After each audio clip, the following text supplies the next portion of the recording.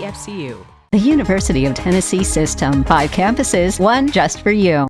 We always smile a little bit brighter when Charlotte Mabry is in the studio with us, and she's back this morning, not representing so much the Charlotte Mabry team, although the integrity is still there, but the office is now rebranded to Legacy 234 because the team part of the Charlotte Mabry team is what you wanted to really highlight with this rebranding. Absolutely. It's super cool to have business for myself, but really, really cool to be able to grow those around us. And so that's kind of been our focus on our team is how do we help those agents that we're lucky enough to be in business with, help them grow. I like the legacy choice too in the name because you've stressed before home ownership is one of the greatest ways to build assets for your financial future. Absolutely, and it's so important that people be conscious of their financial position and what their net worth is. And you know, when we look at homeowners versus renters, unfortunately for renters, most renters don't have a net worth that they would really want to have. And so owning that home, having that home equity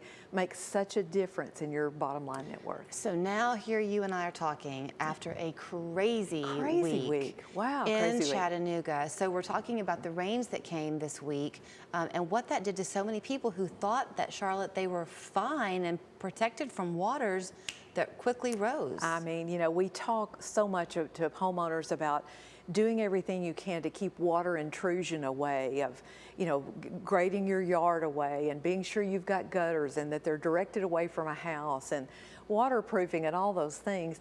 But in an event like this, none of that makes a difference. I mean, when catastrophic water comes in. So I wanted to just remind people today that there are parts of our city where flood insurance is a requirement if you are getting a loan, particularly a mortgage loan that has connections to the government, FHA or VA. And so there are maps in our city where you can look and see if you are in one of those zones, and you would want to know that regardless. But those potentially may change. You know, you see a lot on social media where people talk about, wow, I've never seen water in that area. And as we do have development and building, you'll notice a lot of these buildings and all are being raised up off the ground. And that doesn't mean the water went away. It just means the water is moving and it's getting pushed around. And so we have areas where there's flooding happening that perhaps it had not done before. And so if you go to floodsmart.gov, that you can find your flood zone if you have one.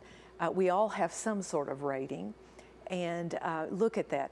Also, we as real estate professionals have access to tax records, and in the tax records we can look up someone's flood zone as well. Okay, so if you go to that floodzone.gov, it's FloodSmart. FloodSmart, I'm sorry, floodsmart.gov. Will you type in your address, or do you have to look at it? I believe so. It's fairly cryptic, as government sites are, right? But you can discern that. It has explanation of, like, if you have an A and an E rating, excuse me, those are more flood-prone areas. Okay. If you have a different letter, it's different things. Okay. So some are 100-year flood, some are 500-year flood. We're hearing that 500-year flood floated around right now with what happened. So, I mean, I don't know how much you know off the top of your head, but specifically in this case, it was that Brainerd Eastridge area that was so impacted. I've heard reports, y'all probably have too, of people with 4.5 feet of water in their basement when that had never happened before. Absolutely. So were those, to your knowledge, in a flood zone? Many of them were. Okay. Now, again, not all of those areas were required to have flood insurance. And many people whose homes are paid for, you don't have to have it. Now, should you have it? Perhaps so. Oh, I see your point. Yeah, but they didn't necessarily have to have it. But it will impact those homes when they sell again, because number one, they've got to disclose that happened.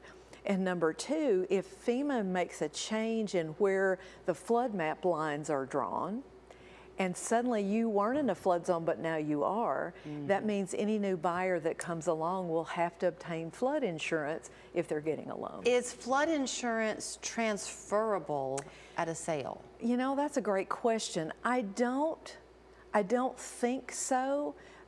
it might be that the person that you have flood insurance with would be more likely to give it to the next person. Depending on how many times it's been Potentially, accessed. you know, and that's probably a great question for an insurance agent. I think there's the potential you could say yes on that, but probably not a guarantee. I mean, you know, kind of the man on the street thought is that flood insurance is so prohibitively expensive. It's not. I mean, okay. it's probably in that $1,000 to $5,000 a year range, Okay. and that's me guessing from what I have seen. Okay. So it's not just throwing money to the wind by any means, but and it's not like $50,000 a year. And either. is it the kind of thing where you can choose what you want to insure, whether it's just the bones of the house versus the interior? I don't think so. I think it is just a blanket thing that A value. A value of looking at that. Again, I would advise you to speak to your insurance agent specifically on that. So I'm sure a lot of people are going to be thinking, okay, wait a minute, what if they do redraw those lines and now I'm in a flood zone?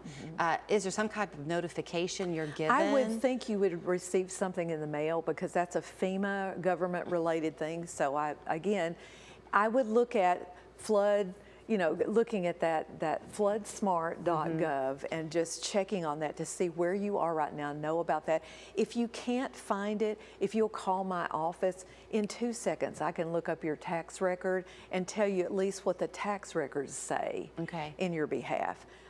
But again, it's probably good to check with the county and make sure that's correct. All right, well then here is where you will find her. It's why she's always going to be a legacy around here. Legacy 234 is what it is now called. That's their website. The phone number is the same, 605-4393. Don't forget you got to put that 423 area code in there now. Right, I'm still getting used to that. I know, me too. All right, thank you, Charlotte, so much. Right, and it is a thank day you. for us to bring you the dad joke of the week. So here is a little humor from our good friend Jason. Your dad joke of the week.